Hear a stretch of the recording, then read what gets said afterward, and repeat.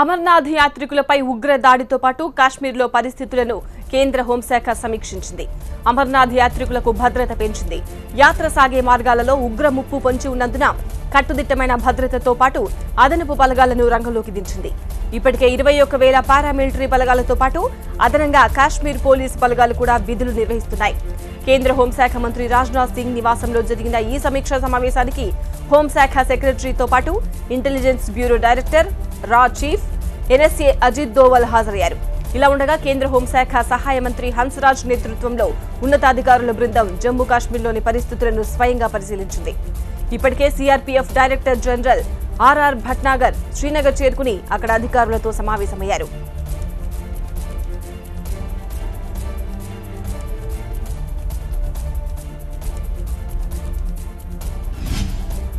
ఉగ్రదాడిలో మృతి చెందిన అమర్నాథ్ యాత్రికుల భౌతిక కాయాలను కేంద్ర హోంశాఖకు చెందిన ప్రత్యేక హెలికాప్టర్లో వారి సొంత రాష్ట్రం గుజరాత్కు తరలించారు. అలాగే గాయపడ్డ 19 మంది యాత్రికులను కూడా సూరత్కు పంపించారు. మృతుల కుటుంబాలకు ఇప్పటికే గుజరాత్ ప్రభుత్వం 7 లక్షల రూపాయల చొప్పున ఎక్స్గ్రేషియా ప్రకటించింది. ముఖ్యమంత్రి విజయ్ రూపానీ బాధితుల కుటుంబాలను పరామర్శించారు. అంతకుముందు జమ్మూ కాశ్మీర్ ప్రభుత్వం నివాళులర్పించింది. అనంతనాగ్లో CM Mehbooba Mufti, deputy CM Nirmal Singh, governor Narendranath Vohra Amarnath యాత్రికుల భౌతిక కాయాలను సందర్శించి నివాళులర్పించారు. అమర్నాథ్ యాత్రికులపై జరిగిన దాడి వెనుక లష్కరే తోయిబా హస్తం ఉన్నట్టు పోలీసులు చెబుతున్నారు. దీనంతటికీ పాకిస్తాన్ ఉగ్రవాది ఇస్మాయిల్ కారణమని కాశ్మీర్ పోలీసు అధికారులు స్పష్టం చేశారు. ఈ దాడిలో మొత్తం 4 ఉగ్రవాదులు పాల్గొన్నట్టు పోలీసులు అనుమానిస్తున్నారు. దాడి తర్వాత కాశ్మీర్ లోయలో ఉగ్రవాదుల కోసం వేటను ముమ్మరం చేశారు. అడుగడుగునా జల్లెడ పడుతున్నారు. తనిఖీలను విస్తృతం చేశారు. సరిహద్దు అంతటా బలగాలను అప్రమత్తం చేశారు.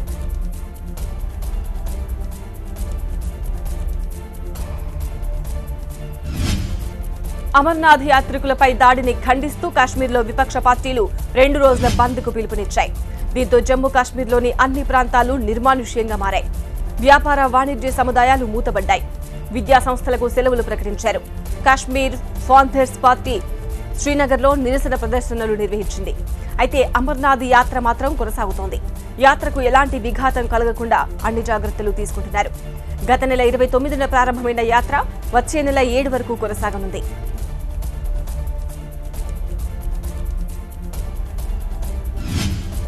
అమర్నాథ్ యాత్రికులపై ఉగ్రదాడిని ఖండించారు కేంద్ర మంత్రి వెంకయ్యనాయుడు. పాక్ ప్రేరేపిత ఉగ్రవాదులను వదిలిపెట్టేది లేదని స్పష్టం చేశారు. అమర్నాథ్కు వెళ్లే యాత్రికులు ఖచ్చితంగా రిజిస్ట్రేషన్ చేయించుకోవాలని తెలిపారు. సంఘటన జరిగిన సందర్భంలో అక్కడ ఈ ప్రత్యేకమైన బస్సు అయితే ఉందో గుజరాత్ నుంచి వాళ్ళు అమర్నాథ్ యాత్రికుల బోర్డుతో రిజిస్టర్ చేసుకోకపోవడం, రెండోది తగిన భద్రత లేకుండా ముందుకు వెళ్ళడం కూడా ఒక కారణం అని చెప్పని ప్రాథమికమైన నివేదికలు తెలుపుతున్నాయి. అందువల్ల నేను ప్రజలందరినీ కోరిన, ముఖ్యంగా తెలుగు ప్రయాణికులు ఎవరిని అక్కడికి వెళుతూ ఉంటే అక్కడ అధికృతమైన బస్సు సర్వీసులోనే వెళ్ళాలి. రెండవది భద్రతా దళాల యొక్క మద్దతుతోనే ముందుకు ప్రయాణించాలి. ఎందుకంటే మన పొరుగున ఉన్న పొరుగు దేశం ఈ దేశానికి అలకలో సృష్టించడం ఒక సిద్ధాంతంగా పెట్టుకుంది. కాబట్టి దాన్ని దృష్టిలో పెట్టుకొని ప్రజలు తగిన జాగ్రత్తలు తీసుకోవాల్సిందిగా ప్రభుత్వ మద్దతును, భద్రతా దళాల యొక్క మద్దతును తీసుకొని ముందుకు వెళ్ళవలసిందిగా నేను కోరుతూ ఉన్నా. బీహార్ సంకీర్ణంలో ముసలం మొదలైంది. రాష్ట్రంలో నెలకొన్న తాజా రాజకీయ పరిస్థితులను సమీక్షించేందుకు ఇవాళ పాట్నాలో జేడీయూ నేతలతో సమావేశమైన ముఖ్యమంత్రి నితీష్ కుమార్ కీలక అంశాలపై చర్చలు జరిపారు. ఆర్జేడీ నేత లాలూ కుమారుడు బీహార్ ఉప ముఖ్యమంత్రి తేజస్వి యాదవ్ పదవి నుంచి తప్పుకునే విషయంలో ఆయనే నిర్ణయం తీసుకోవాలన్నారు. 4 రోజుల్లో తమ నిర్ణయాన్ని ప్రకటిస్తామని జేడీయూ నేతలు తెలిపారు. అలాగే సర్కార్ మనుగడ, ఆర్జేడీతో తెగదెంపులు అంశంపై పార్టీ నేతలతో నితీష్ సుదీర్ఘంగా చర్చించారు. అవసరమైతే నితీష్ సర్కార్కు బయట నుంచి మద్దతిచ్చేందుకు బీజేపీ సంసిద్ధత వ్యక్తం చేసింది. దీంతో బీహార్ రాజకీయాలు రసవత్తరంగా మారాయి. హస్తినలో ఉపరాష్ట్రపతి ఎన్నిక వేడి మొదలైంది. విపక్షాల ఉమ్మడి అభ్యర్థిగా గోపాలకృష్ణ గాంధీ పేరును ఖరారు చేశారు. కాంగ్రెస్ పార్టీ అధ్యక్షురాలు సోనియా గాంధీ నేతృత్వంలో పార్లమెంట్లోని లైబ్రరీ హాల్లో జరిగిన సమావేశంలో 18 పార్టీలకు చెందిన నేతలు పాల్గొన్నారు. ఉపరాష్ట్రపతి పదవికి గోపాలకృష్ణ గాంధీ పేరును ప్రతిపాదించగానే అన్ని పార్టీల నేతలు ఏకగ్రీవంగా ఆమోదం తెలిపారు. తమ కూటమి తరపున ఉపరాష్ట్రపతి అభ్యర్థిగా ఉండాలని గోపాలకృష్ణ గాంధీని ప్రతిపక్ష పార్టీలు కోరుకున్నాయి. గాంధీ అభ్యర్థిత్వానికి నితీష్ కూడా మద్దతిస్తారన్న ఆశాభావాన్ని కాంగ్రెస్ వ్యక్తం చేసింది.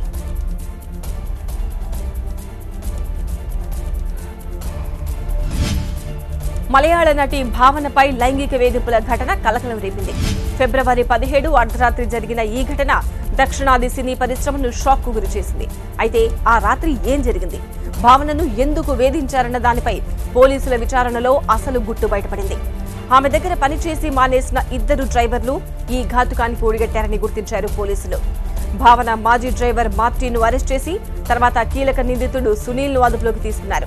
సునీల్ ను విచారించిన పోలీసులు ఒక్కొక్కటిగా తీగలాగడంతో భావన లైంగిక వేధింపుల కేసులో యాక్టర్ దిలీప్ కు సంబంధాలు బయటపడ్డాయి. ఇప్పుడు దిలీప్ ను సిట్ అదుపులోకి తీసుకోవడం సంచలనంగా మారింది.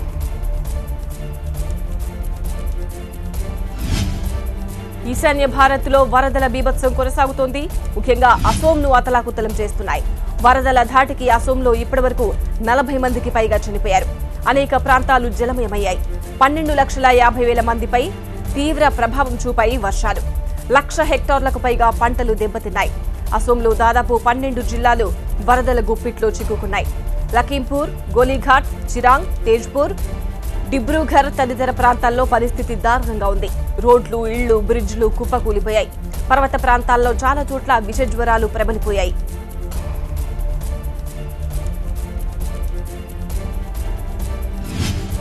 అమెరికాలో ఒహాయోలో విమాన ప్రమాదం జరిగింది. ఈ ప్రమాదంలో ఆంధ్రప్రదేశ్కు చెందిన భార్యాభర్తలు చనిపోయారు.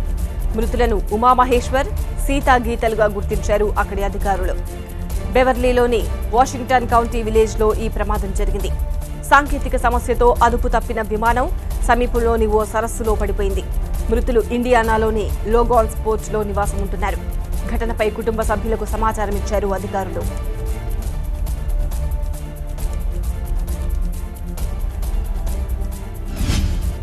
అమెరికాలో ఘోర ప్రమాదం జరిగింది. యుఎస్ మిలిటరీ ప్లేన్ మిసిసిపి పొలాల్లో ఒక్కసారిగా కుప్పకూలింది. ఈ ఘటనలో సుమారు 16 మంది ప్రాణాలు కోల్పోయినట్లు చెబుతున్నారు అధికారులు. విమానాలకు ఇంధనం నింపే KC-130 విమానం నార్త్ కరోలినా నుంచి బయలుదేరి వెళ్తుండగా ప్రమాదం జరిగినట్టు చెబుతున్నారు. ఈ ప్రమాదంతో ప్రయాణికుల మృతదేహాలు చెల్లాచెదురుగా పడి ఉన్నాయి. గాల్లోనే విమానం పేలిపోవడంతో డెడ్ బాడీలు కిలోమీటర్ల అవతల పడ్డాయి. ఈ ప్రమాదంలో మొత్తం 16 మంది మృతదేహాలను పోలీసులు గుర్తించారు.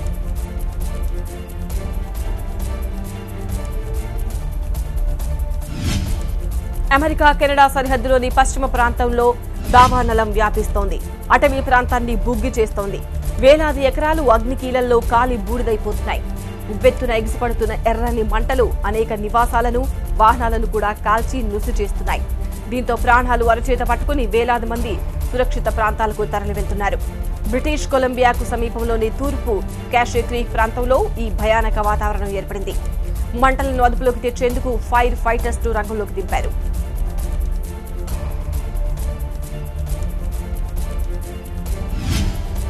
వైసీపీ ప్లీనరీ చూసి టీడీపీకి పిచ్చెక్కిపోతోందని అన్నారు ఆ పార్టీ ఎమ్మెల్యే రోజా. ప్రశాంత్ కిషోర్ ను చూసి కూడా తెలుగుదేశం నేతలు భయపడుతున్నారని సెటైర్ విసిరారు. ప్రశాంత్ కిషోర్ సలహాలు తీసుకుంటే తప్పేంటని అన్నారామె. టీడీపీ నేతలు విసిరిన సవాళ్లపై చర్చకు తాము సిద్ధమన్నారు రోజా. మాత్రమే చూసి భయపడుతున్నారు తెలుగుదేశం పార్టీ వాళ్ళు అనుకున్నాను. కానీ నిన్న అర్థమైపోయింది, ప్రశాంత్ కిషోర్ ని చూసి కూడా ఈరోజు తెలుగుదేశం పార్టీ వాళ్ళు వణికిపోతున్నారు. అసలు మా పార్టీకి ఎవరు సలహాలు ఇస్తే ఏంటో, వీళ్ళకేం బాధ వచ్చిందో నాకైతే అర్థం కాలేదు. అసలు వీళ్ళెవరండి, మేము ఎవరికి సలహాలు తీసుకుంటే? ఈరోజు ప్రశాంత్ కిషోర్ గారి సలహాలు తీసుకున్నాడంటే జగన్ గారి నాయకత్వం లోపించింది అంటున్నారు. మీరెందుకు జతగట్టి ఎన్నికలకు వెళ్ళారు అంటే మోడీ గారికి నాయకత్వ లక్షణాలు లేవు, నాయకుడిగా పనికిరాడు అనుకొని ప్రశాంత్ కిషోర్ గారి సలహాలు తీసుకున్నాడా? ఏపీ సీఎం చంద్రబాబుపై వైసీపీ అధినేత జగన్ పై విరుచుకుపడ్డారు సిపిఐ నేత నారాయణ. చంద్రబాబు, జగన్ రాజకీయాలతో ప్రజలు విసిగిపోయారని అన్నారాయన.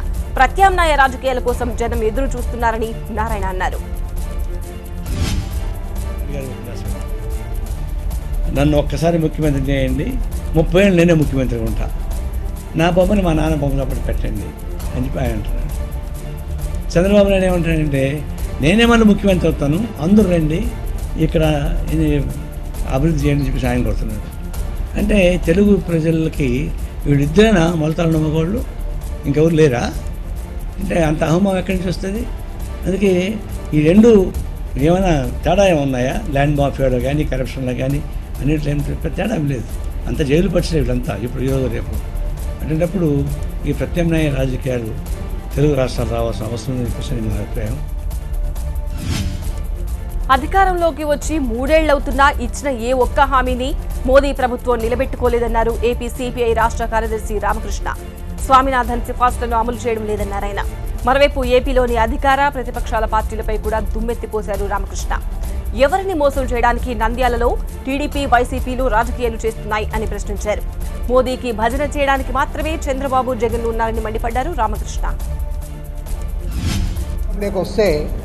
డాక్టర్ ఎంఎస్ స్వామినాథన్ సిఫార్సులు అమలు చేసి వ్యవసాయ రంగ సంక్షోభాన్ని గట్టెక్కిస్తామని కూడా స్పష్టంగా చెప్పారు. కానీ వాళ్ళ 3 ఏళ్ళైంది అధికారానికి వచ్చి ఏ ఒక్కటి కూడా చేయలేదు. స్వామినాథన్ సిఫార్సుల ప్రకారం పంటలకు కనీస మద్దతు ధర కూడా నిర్ణయం జరగడం లేదు. అంటే అంత తీరిక లేకుండా ప్రైమ్ మినిస్టర్ ఉన్నాడా, లేక రైతు సమస్యల పట్ల ఆయనకున్న వైఖరి అదే అనేది నిజంగా తేల్చుకోవాల్సి. పార్లమెంట్ వర్షాకాల సమావేశాల్లోనే మహిళా రిజర్వేషన్ బిల్లును ఆమోదించాలని డిమాండ్ చేశారు సిపిఎం తెలంగాణ రాష్ట్ర కార్యదర్శి తమ్మినేని వీరభద్రం. ఇందుకోసం జూలై 15న దేశవ్యాప్త ప్రదర్శనలు నిర్వహిస్తామని అన్నారాయన. కొందరు మహిళా నేతలు ప్రసంగాలకే పరిమితమై మహిళా సాధికారతను పట్టించుకోవడం లేదని విమర్శించారు తమ్మినేని. మహిళల గురించి పెద్ద పెద్ద మాటలు మాట్లాడుతున్న వాళ్ళు కూడా దీని గురించి శ్రద్ధ తీసుకోవట్లేదు. ఈ మధ్యకాలంలో మహిళా సాధికారత గురించి అంతర్జాతీయ స్థాయిలో జాతీయ స్థాయిలో అనేక సెమినార్లు చేశారు. కొంతమంది మహిళా నాయకుల్ని దాదాపు మహిళల తరఫున వాళ్లే సింబల్ లాగా, తెలంగాణ మహిళల తరఫున కవిత గారు సింబల్ అయినట్టు, లేక ఆంధ్ర మహిళల తరఫున ఇంకెవరో సింబల్ అయినట్టు వాళ్ళని చాలా ప్రముఖంగా ప్రసంగాలు చేయించారు. వారి గొప్ప ప్రసంగాలని చాలా శ్లాఘించారు కూడా. గొప్ప ప్రసంగం అంటే కాన్వెంట్లో చదివి ఇంగ్లీష్ భాష మాట్లాడితే గొప్ప ప్రసంగం అనే అర్థంలో చెబితే మాకేం అభ్యంతరం లేదు. ఆమె చక్కటి ఇంగ్లీష్ మాట్లాడుతుంది, చక్కటి విశ్లేషణ చేస్తుంది. కాబట్టి ఒక మహిళగా ఆమె పట్ల మా గౌరవం కూడా ఉంది. కానీ ఇక్కడ కావాల్సింది చక్కటి ఇంగ్లీష్ కాదు, చక్కటి ఆచరణ కావాలి. మరీ ముఖ్యంగా తెలంగాణ రాష్ట్రంలో ఒక్క మహిళా మంత్రి కూడా లేని ఒక సిగ్గుచేటైన పరిస్థితుల్లో డిఫెన్స్లో ఉండి మహిళల గురించి, మహిళల సాధికారత గురించి మాట్లాడటం అనేది అది శంతవ్యం కాదు. కడప జిల్లాలో ఏపీ ఐటీ శాఖ మంత్రి నారా లోకేష్ పర్యటిస్తున్నారు. రైల్వే కోడూరులో ఆయనకు టీడీపీ కార్యకర్తలు ఘన స్వాగతం పలికారు. వెంకటేశ్వర స్వామి ఆలయం నుండి టీడీపీ కార్యాలయం వరకు లోకేష్ రోడ్ షో నిర్వహించారు. పార్టీ ఆఫీసులో ఆయనకు నేతలు, కార్యకర్తలు ఘన స్వాగతం పలికారు. మంత్రి హోదాలో తొలిసారి లోకేష్ కడప జిల్లాలో పర్యటిస్తున్నారు. ఇవాళ, రేపు ఆయన కడప, కమలాపురం, మైదుకూరు నియోజకవర్గాల్లో పలు అభివృద్ధి కార్యక్రమాల్లో పాల్గొంటారు.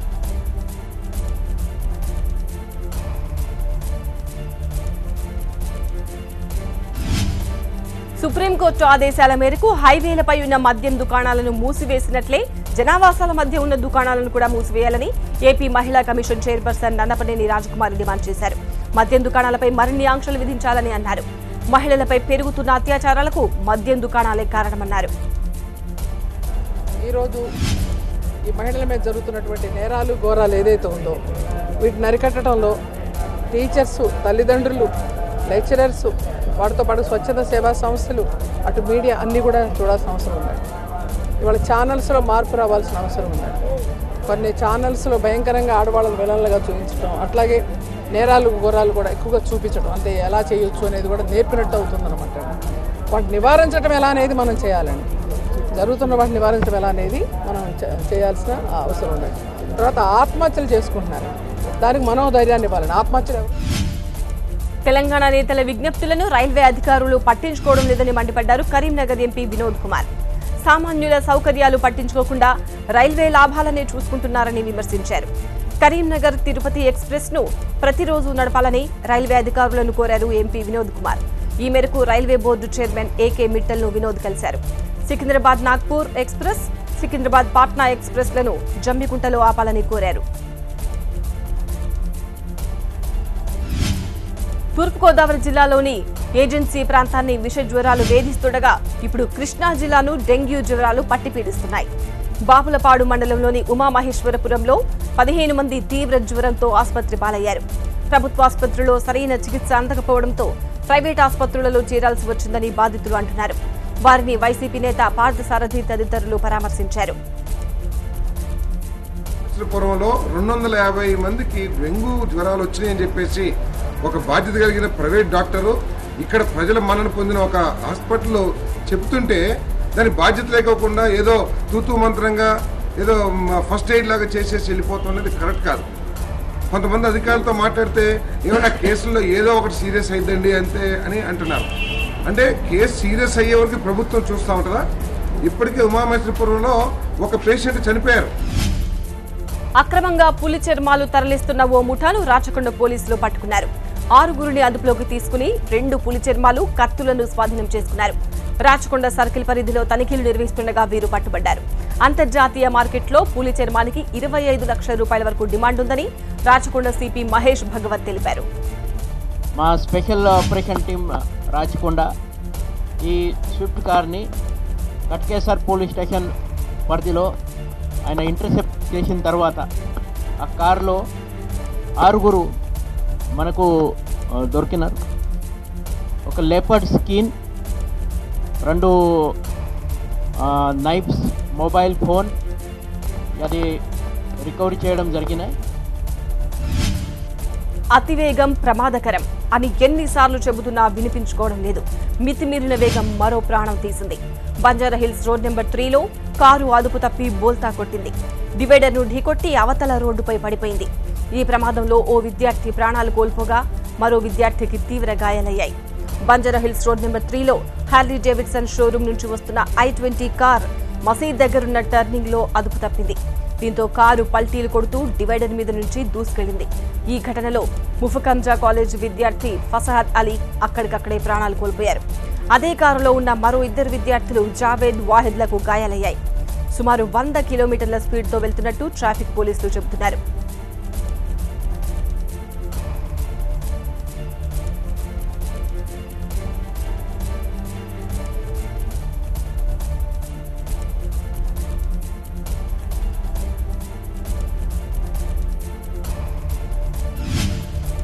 తెలంగాణ సర్కార్ రేపు హరితహారం కార్యక్రమానికి శ్రీకారం చుడుతోంది. ఉదయం 11:30కు ఈ కార్యక్రమాన్ని కరీంనగర్లో ముఖ్యమంత్రి కేసీఆర్ ప్రారంభిస్తారు. రాష్ట్ర వ్యాప్తంగా 40 కోట్ల మొక్కలను నాటేందుకు ఏర్పాట్లు చేశారు. తెలంగాణలో పచ్చదనాన్ని 24% నుండి 33%కి పెంచేందుకు సర్కార్ పెద్ద ఎత్తున ప్రణాళికను సిద్ధం చేసింది. హరితహారంలో భాగంగా మొక్కలు నాటే ప్రాంతాలను తప్పనిసరిగా రిజిస్ట్రేషన్ చేయాలని సర్కార్ పేర్కొంది.